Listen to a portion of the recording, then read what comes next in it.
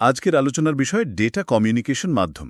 আমরা উচ্চ মাধ্যমিক আইসিটি বইয়ের দ্বিতীয় অধ্যায়ের একটা খুব জরুরি বিষয় নিয়ে কথা বলবো। হ্যাঁ, ডেটা কমিউনিকেশন মিডিয়াম মানে ডেটা কিভাবে এক ডিভাইস থেকে অন্য ডিভাইসে যায়, কোন পথটা ব্যবহার করে। ঠিক, এই পথগুলোকেই তো বলে মাধ্যম বা মিডিয়াম।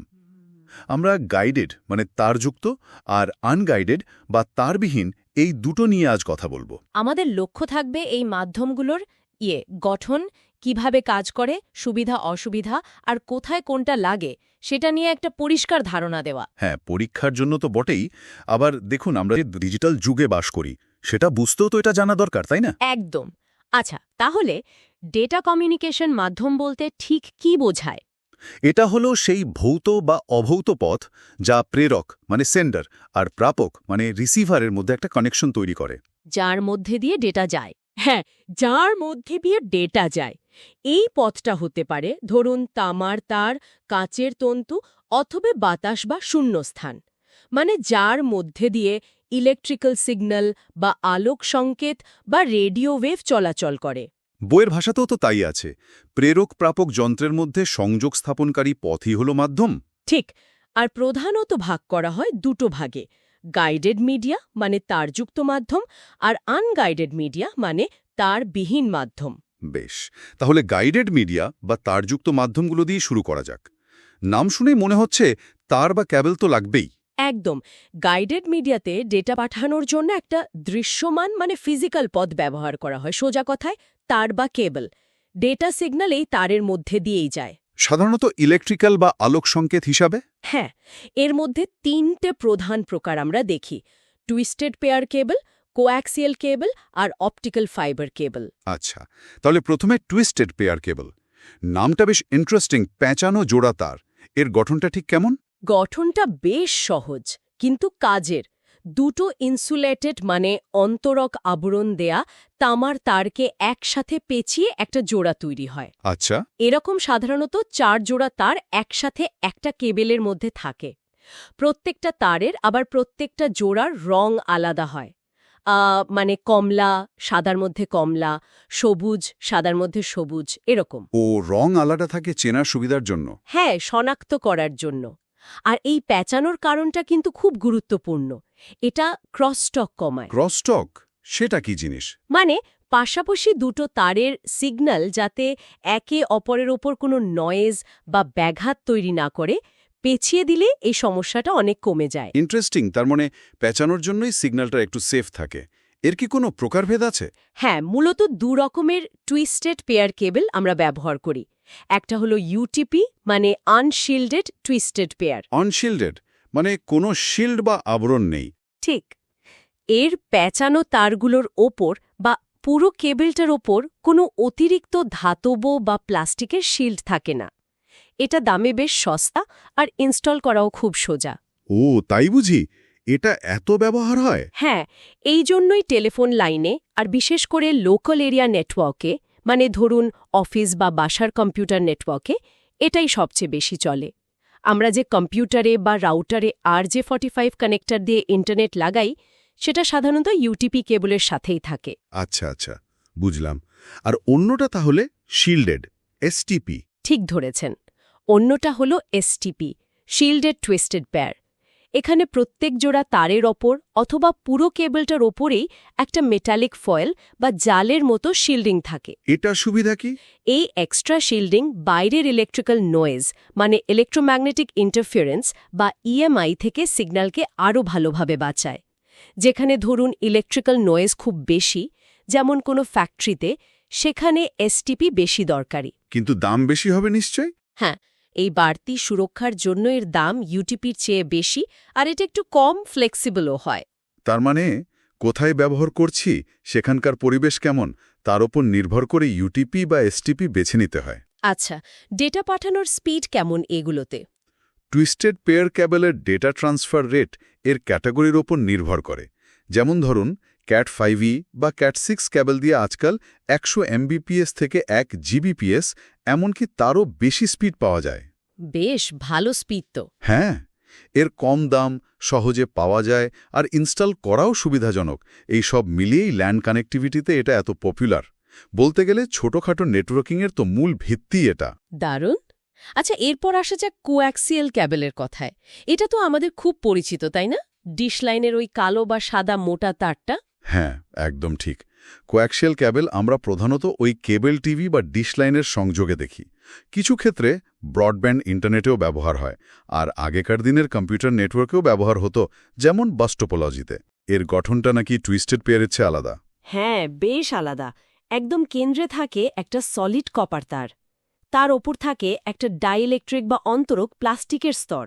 আচ্ছা। এর ওপরে থাকে তামার বা অ্যালুমিনিয়ামের তৈরি জালের মতো বা ফয়েল পেপারের মতো একটা পরিবাহী শিল্ড। এটাই বাইরের নয়েজকে খুব ভালোভাবে আটকায়। আর সব শেষে থাকে বাইরের প্লাস্টিকের জ্যাকেটটা প্রোটেকশনের জন্য। ওহ, গঠনটা বেশ মজবুত লাগছে, বিশেষ করে ওই শিল্ডিং স্তরটা। এটা সুবিধা কি টুইস্টেড পেয়ারের চেয়ে? এই উন্নত শিল্ডিংয়ের জন্যই কোঅ্যাক্সিয়াল ক্যাবল টুইস্টেড পেয়ারের চেয়ে বেশি দূরত্বে ডেটা পাঠাতে পারে, আর বাইরের নয়েজ বা ইন্টারফারেন্স অনেক কম হয়। মানে সিগন্যালটা স্টেবল থাকে? হ্যাঁ, সিগন্যাল অনেক স্টেবল থাকে, আর তুলনামূলকভাবে বেশি ব্যান্ডউইথ বা ডেটা রেটও সাপোর্ট করে।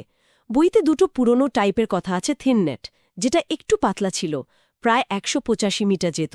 আর থিকনেট? হ্যাঁ, ঠিক নেট। ওটা বেশ মোটা আর শক্ত ছিল, ৫০০ মিটার পর্যন্ত যেত, স্পিড ছিল প্রায় 10 Mbps।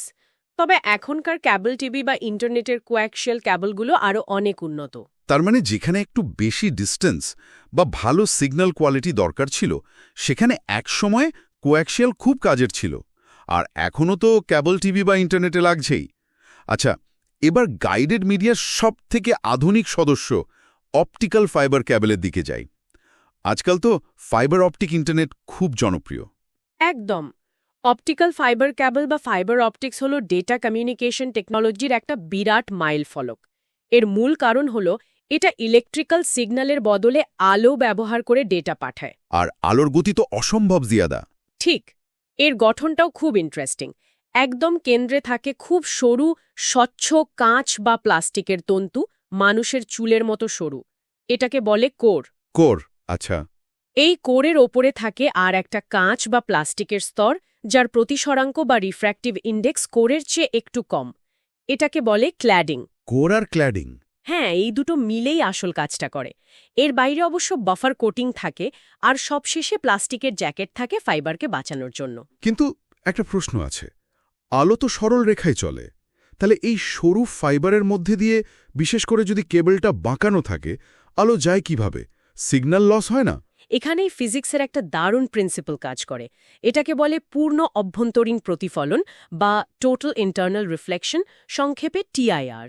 পূর্ণ অভ্যন্তরীণ প্রতিফলন ক্লাস 10-এ পড়েছিলাম মনে হচ্ছে। হ্যাঁ, ব্যাপারটা হলো কোর আর ক্ল্যাডিংয়ের প্রতিসরাঙ্ক আলাদা হওয়ার কারণে যখন আলোর রশ্মি কোর থেকে ক্ল্যাডিংয়ের দিকে একটা নির্দিষ্ট অ্যাঙ্গেল, মানে ক্রিটিক্যাল অ্যাঙ্গেলের চেয়ে বেশি কোণে গিয়ে পড়ে, তখন আলোটা ক্ল্যাডিংয়ে ঢুকে যায় না বা শোষিতও হয় না। তাহলে কি হয়?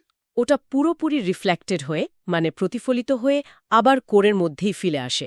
এইভাবে আলোরশ্মি ফাইবারের ভেতরের দেয়ালে বারবার ধাক্কা খেতে খেতে জিগজ্যাগ পথে অনেক অনেক দূর চলে যায়। ওয়াও! মানে আলোর সিগন্যালটা প্রায় না হারিয়েই মাইলের পর মাইল যেতে পারে। ঠিক তাই।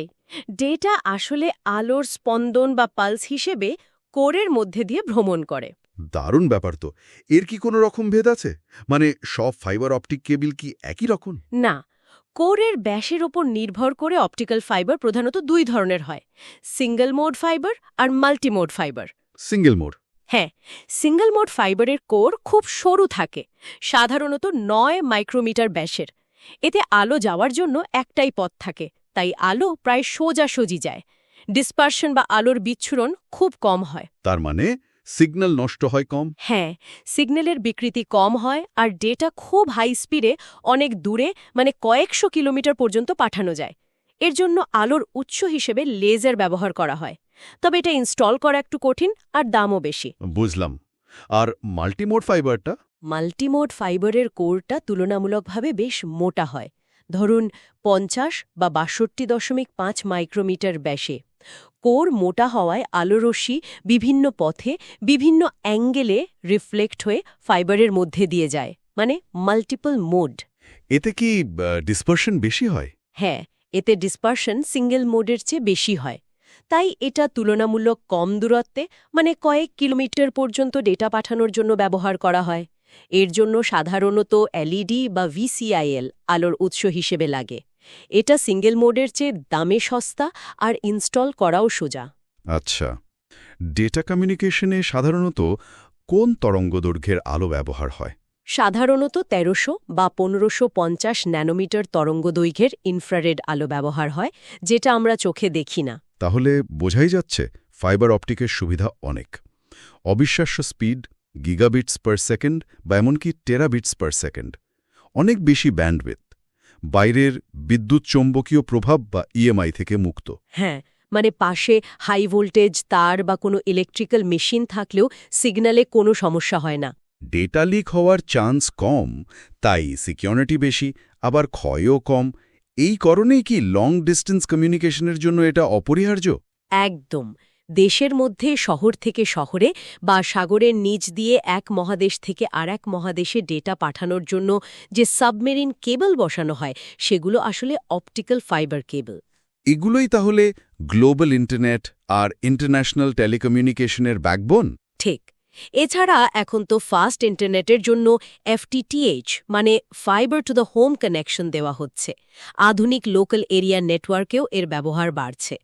গাইডেড মিডিয়ার মধ্যে এটাই সবচেয়ে পাওয়ারফুল। গাইডেড মিডিয়া নিয়ে দারুণ একটা আলোচনা হলো। টুইস্টেড পেয়ার থেকে ফাইবার অপটিক পর্যন্ত সব কভার হলো। এবার তাহলে আনগাইডেড বা তারবিহীন মাধ্যমের জগতে যাওয়া যাক। অবশ্যই। আনগাইডেড মিডিয়া মানে হল যেখানে ডেটা পাঠানোর জন্য কোনো ফিজিক্যাল বা দৃশ্যমান তার বা কেবেলের দরকার হয় না। তাহলে ডেটা যায় কিভাবে? এখানে ডেটা পরিবাহিত হয় শূন্যস্থান বা বাতাসের মধ্যে দিয়ে তড়িৎচুম্বকীয় তরঙ্গ বা ইলেকট্রোম্যাগনেটিক ওয়েভ হিসেবে। এই তরঙ্গ অ্যান্টেনা দিয়ে পাঠানো হয় আর রিসিভ করা হয়। তড়িৎচুম্বকীয় তরঙ্গ তো অনেক রকমের হয়, তাই না? রেডিও, মাইক্রোওয়েভ, আলো, এক্স-রে। ডেটা কমিউনিকেশনে কোনগুলো লাগে? ডেটা কমিউনিকেশনের জন্য মূলত ইলেকট্রোম্যাগনেটিক স্পেকট্রামের ৩টে অংশ ব্যবহার করা হয়: রেডিও ওয়েভ, মাইক্রোওয়েভ আর ইনফ্রারেড। এদের মধ্যে পার্থক্যটা কিসে? ফ্রিকোয়েন্সি আর ওয়েভলেংথ? হ্যাঁ, মূল পার্থক্য হল এদের কম্পাঙ্ক বা ফ্রিকোয়েন্সি আর তরঙ্গদৈর্ঘ্য বা ওয়েভলেন্থে। ফ্রিকোয়েন্সি বাড়লে ওয়েভলেন্থ কমে, আর সাধারণত ফ্রিকোয়েন্সি বাড়লে ডেটা পাঠানোর ক্ষমতা বা ব্যান্ডউইথ বাড়ে, কিন্তু বাধা ভেদ করার ক্ষমতা কমে যেতে পারে। আচ্ছা, তাহলে প্রথমে রেডিও ওয়েভ নিয়ে শুনি। এটা তো খুব পরিচিত নাম। হ্যাঁ, রেডিও ওয়েভের ফ্রিকোয়েন্সি তুলনামূলকভাবে কম, সাধারণত ৩ কিলোহার্জ থেকে ১ গিগাহার্জ পর্যন্ত। এর সবচেয়ে বড় বৈশিষ্ট্য হল এটা অমনিডিরেকশনাল। অমনিডিরেকশনাল মানে সব দিকে ছড়ায়? হ্যাঁ, অ্যান্টেনা থেকে তরঙ্গ সব দিকে ছড়িয়ে পড়ে, অনেকটা পুকুরে ঢিল ফেললে যেমন ঢেউ চারদিকে যায় তেমন। এর জন্য প্রেরক আর প্রাপক অ্যান্টেনার সামনাসামনি বা লাইন অফ সাইটে থাকার দরকার হয় না। এটা তো দেয়াল বা বিল্ডিংও পার হতে পারে? হ্যাঁ, কিছুটা পারে, বাধা ভেদ করতে পারে। এই বৈশিষ্ট্যগুলোর জন্য তো এটা অনেক ক্ষেত্রে সুবিধাজনক হওয়ার কথা। কোথায় ব্যবহার হয় রেডিও ওয়েভ? যেহেতু এটা সব দিকে ছড়ায় আর বাধা ভেদ করতে পারে, তাই radio broadcasting, AM FM radio, আগেকার TV broadcasting, walkie talkie, cordless phone, Bluetooth, ওয়াইফাইয়ের কিছু ব্যান্ড আর পুরনো কিছু মোবাইল নেটওয়ার্কে যেমন 1G 2G এসবে রেডিও ওয়েভ ব্যবহার হয়। এর কোনো অসুবিধা নেই? একটা অসুবিধা হলো পৃথিবীর সারফেস তো বাঁকা, তাই খুব বেশি দূরত্বে সিগন্যাল পাঠাতে হলে মাঝপথে রিপিটার স্টেশন বসাতে হয় অথবা আয়নোস্ফিয়ার থেকে তরঙ্গকে রিফ্লেক্ট করিয়ে আনতে হয়। বুঝলাম। এরপর আছে মাইক্রোওয়েভ। এটার বৈশিষ্ট্য কি? রেডিও ওয়েভের উল্টো, অনেকটাই তাই। মাইক্রোওয়েভের ফ্রিকোয়েন্সি রেডিও ওয়েভের চেয়ে বেশ খানিকটা বেশি, ধরুন ১ গিগাহার্জ থেকে ৩০০ গিগাহার্জ পর্যন্ত। ওয়েভলেন্থও কম। আর এটা কি একদিকে যায়? হ্যাঁ, এর প্রধান বৈশিষ্ট্য হল এটা ইউনিডিরেকশনাল, মানে উৎস থেকে তরঙ্গ একটা নির্দিষ্ট দিকে সরল রেখায় যায়, অনেকটা টর্চের আলোর মতো। তাহলে তো প্রেরক আর প্রাপক অ্যান্টেনা মুখোমুখি থাকতে হবে, লাইন অফ সাইট। একদম। মাইক্রোওয়েভ কমিউনিকেশনে প্রেরক ও প্রাপক অ্যান্টেনা অবশ্যই লাইন অফ সাইটে থাকতে হয়। মাঝখানে পাহাড়, উঁচু বিল্ডিং বা অন্য কোনো বাধা থাকলে সিগন্যাল আটকে যায়। এমনকি বৃষ্টি বা ঘন কুয়াশাতেও এর সিগন্যাল দুর্বল হয়ে পড়ে। লাইন অফ সাইট দরকার, আবার বাধাও পেরোতে পারে না। তাহলে লং ডিস্টেন্স কমিউনিকেশনের জন্য এটা কিভাবে ব্যবহার করে? এর জন্য দুটো প্রধান পদ্ধতি আছে। একটা হলো টেরেস্ট্রিয়াল মাইক্রোওয়েভ। টেরেস্ট্রিয়াল মানে ভূপৃষ্ঠে? হ্যাঁ, এখানে ভূপৃষ্ঠে অনেক উঁচুতে টাওয়া বসিয়ে তার মাথায় ডিশ অ্যান্টেনা লাগানো হয়। এক টাওয়ার থেকে অন্য টাওয়ারে মাইক্রোওয়েভ সিগন্যাল পাঠানো হয়। কিন্তু পৃথিবী তো গোল, বাধা তো থাকবেই। সেই কারণেই তো সাধারণত ৩০-৫০ কিলোমিটার পর পর এরকম টাওয়ার বসাতে হয়। এগুলোকে রিপিটার স্টেশন বলে। এরা সিগন্যালটাকে রিসিভ করে, বাড়িয়ে আবার পরের টাওয়ারে পাঠায়। আগেকার দিনে টেলিফোন নেটওয়ার্ক বা টিভি সিগন্যাল ডিস্ট্রিবিউশনে এর ব্যবহার ছিল। আর দ্বিতীয় পদ্ধতিটা নিশ্চয়ই স্যাটেলাইট। একদম ঠিক। দ্বিতীয় এবং অনেক বেশি গুরুত্বপূর্ণ পদ্ধতি হল স্যাটেলাইট মাইক্রোওয়েভ। এখানে পৃথিবী থেকে প্রায় ৩৬,০০০ কিলোমিটার ওপরে জিও স্টেশনারি বা ভূস্থির কক্ষপথে স্যাটেলাইট বসানো হয়। ৩৬,০০০ কিলোমিটার, অনেক দূর। হ্যাঁ, এই উচ্চতায় স্যাটেলাইট পৃথিবীর ঘোরার গতির সাথে তাল মিলিয়ে ঘোরে, তাই পৃথিবী থেকে দেখলে মনে হয় ওটা স্থির হয়ে আছে। আচ্ছা, তারপর? স্যাটেলাইটের দিকে পাঠানো হয়। এটাকে বলে আপলিঙ্ক। স্যাটেলাইট ওই সিগন্যালটা রিসিভ করে, তাকে অ্যাম্প্লিফাই করে, মানে বাড়িয়ে, তারপর একটা ভিন্ন ফ্রিকোয়েন্সিতে পৃথিবীর অন্য কোনো নির্দিষ্ট জায়গায় থাকা গ্রাহক স্টেশনের দিকে পাঠিয়ে দেয়। এটাকে বলে ডাউনলিঙ্ক। তার মানে একটা স্যাটেলাইট অনেক বড় এলাকা কভার করতে পারে। হ্যাঁ, একটা স্যাটেলাইট পৃথিবীর প্রায় 1/3 এলাকা কভার করতে পারে। তার মানে দুর্গম পাহাড়ি এলাকা হোক বা সমুদ্রে বিচ্ছিন্ন দ্বীপ, স্যাটেলাইটের মাধ্যমে যোগাযোগ করা সম্ভব। এর ব্যবহার তো তাহলে অনেক ব্যাপক হওয়ার কথা। অবশ্যই। ইন্টারন্যাশনাল টেলিফোন কল, টিভি চ্যানেলগুলো সরাসরি সম্প্রচার বা ডিটিএইচ, রিমোট এলাকায় ইন্টারনেট সার্ভিস দেওয়া, জাহাজ বা প্লেনে যোগাযোগ রাখা, weather forecasting, GPS navigation, military communication, এরকম বহু ক্ষেত্রে স্যাটেলাইট মাইক্রোওয়েভ অপরিহার্য। গ্রেট। আনগাইডেড মিডিয়ার তালিকায় শেষ নামটি ছিল ইনফ্রারেড। এটা কি ধরনের তরঙ্গ?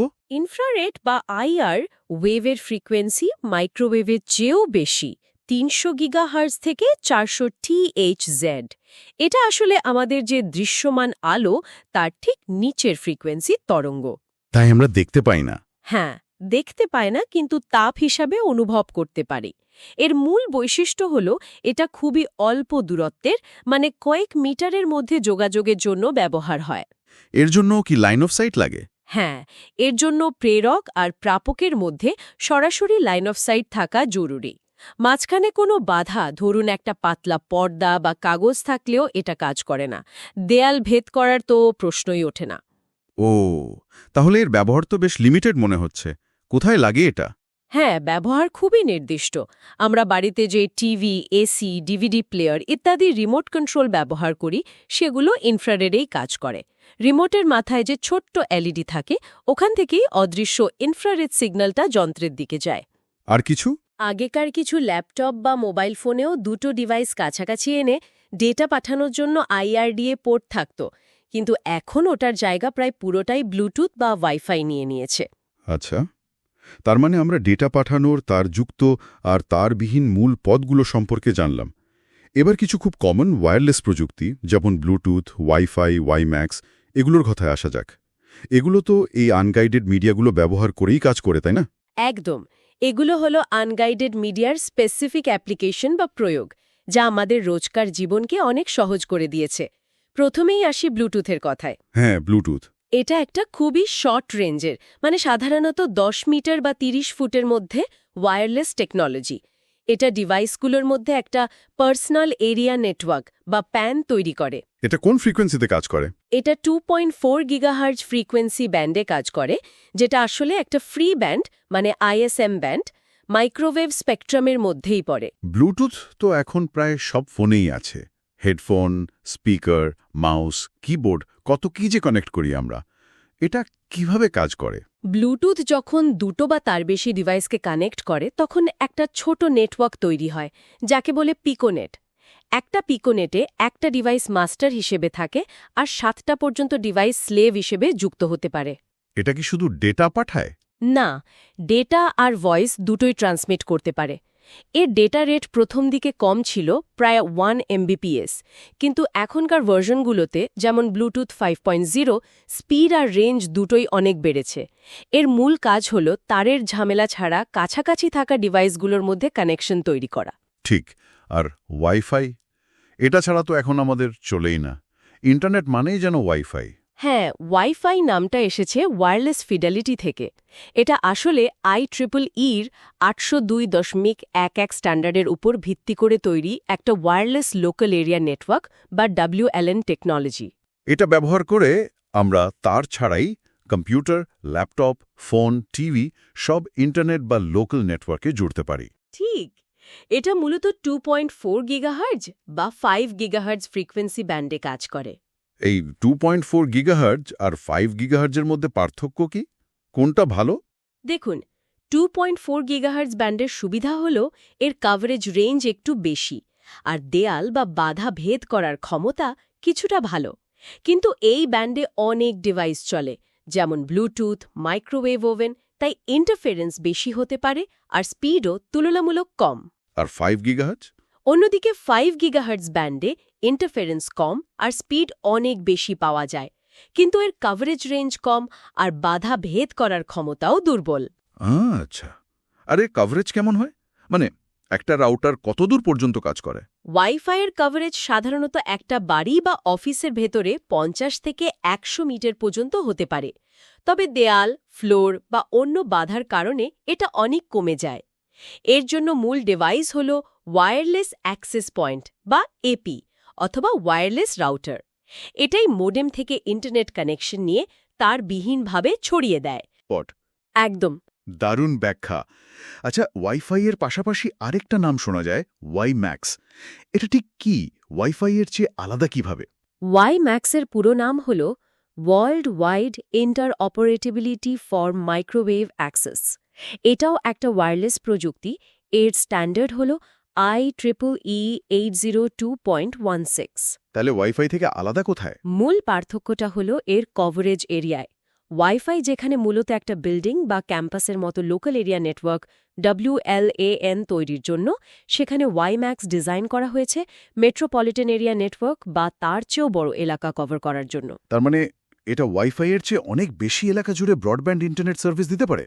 ঠিক তাই, ওয়াইম্যাক্সের কভারেজ রেঞ্জ অনেক বেশি, কয়েক কিলোমিটার থেকে শুরু করে লাইন অফ সাইট থাকলে 50 কিলোমিটার পর্যন্ত হতে পারে। তার মানে যেখানে তার দিয়ে ইন্টারনেট পৌঁছানো কঠিন বা খরচা বেশি, ধরুন একটু দূরের এলাকা বা গ্রামে, সেখানে ওয়াইম্যাক্স একটা সলিউশন হতে পারে। হ্যাঁ, এটাই এর মূল উদ্দেশ্য ছিল। এর ডেটা ট্রান্সফার রেটও বেশ ভালো, কয়েকশো MBPS থেকে 1 GBPS পর্যন্ত হতে পারে। এটা সাধারণত 2 থেকে 66 গিগাহার্জের লাইসেন্সড বা আনলাইসেন্সড ফ্রিকোয়েন্সি ব্যান্ডে কাজ করে। এর লক্ষ্য তাহলে ফিক্সড বা পোর্টেবল ব্রডব্যান্ড ইন্টারনেট দেওয়া, যা DSL বা কেবল ইন্টারনেটের বিকল্প। হ্যাঁ, অনেকটা মোবাইল ফোনের মতো ওয়্যারলেস ব্রডব্যান্ড অ্যাক্সেস দেওয়া। খুবই ইন্টারেস্টিং। তাহলে ওয়্যারলেস প্রযুক্তির অনেক দিকে আমরা কভার করলাম। এবার আমাদের আলোচনার একদম শেষ পর্যায়ে চলে এসেছি, মোবাইল কমিউনিকেশন। এটা ছাড়া তো আধুনিক জীবন ভাবাই যায় না। অবশ্যই, মোবাইল কমিউনিকেশনও আনগাইডেড মিডিয়া, বিশেষ করে রেডিও ওয়েভ আর মাইক্রোওয়েভ ব্যবহার করেই চলে। এর পেছনের মূল আইডিয়াটা হল সেলুলার নেটওয়ার্ক। Cellular network? হ্যাঁ, পুরো ভৌগোলিক এলাকাকে ছোট ছোট অনেকগুলো অংশে ভাগ করা হয়। এই প্রত্যেকটা অংশকে বলে সেল। দেখতে অনেকটা ষড়ভুজের মতো করে আঁকা হয়। আচ্ছা। প্রতিটি সেলের কেন্দ্রে একটা করে বেস স্টেশন বা BTS থাকে, যার নিজস্ব অ্যান্টেনা আর ট্রান্সমিটার রিসিভার থাকে। আমাদের মোবাইল ফোনটা সবসময় তার সবচেয়ে কাছের আর শক্তিশালী সিগন্যালওয়ালা সেলের বেস স্টেশনের সাথে কানেক্টেড থাকে। কিন্তু আমরা যখন গাড়ি বা ট্রেনে যাই, তখন তো এক সেল থেকে অন্য সেলে চলে যাই। তখন কি হয়? কানেকশন কেটে যায় না? এখানেই সেলুলার নেটওয়ার্কের আসল কারিগরি।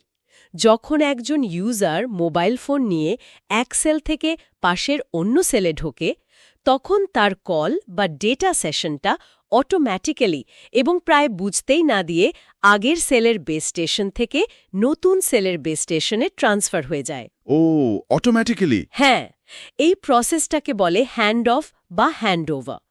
এর ফলেই আমরা চলতে চলতেও ফোনে কথা বলতে পারি বা ইন্টারনেট ব্যবহার করতে পারি। কানেকশন ড্রপ করে না। দারুণ সিস্টেম তো। আচ্ছা, মোবাইল ফোনের তো আমরা বিভিন্ন জেনারেশন বা জি ব্যবহার করে এসেছি, 1G, 2G, 3G, 4G, আর এখন তো 5Gর যুগ। এই জেনারেশনগুলোর মধ্যে মূল পার্থক্যগুলো কি একটু বলবেন? হ্যাঁ, সময়ের সাথে সাথে মোবাইল প্রযুক্তির এই জেনারেশনগুলোতে বিশাল পরিবর্তন এসেছে, মূলত ডেটা স্পিড আর কি সার্ভিস পাওয়া যায় সেই দিক থেকে। যেমন 1G? 1G বা ফার্স্ট জেনারেশন এটা শুরু হয়েছিল প্রায় 1979 সালের দিকে। এটা ছিল অ্যানালগ সিস্টেম, শুধু ভয়েস কল করা যেত, তাও কোয়ালিটি খুব ভালো ছিল না, সিকিউরিটিও কম ছিল, আর ফোনগুলো ছিল বড়। হ্যাঁ, দেখেছি পুরনো সিনেমায়। তারপর এলো 2G।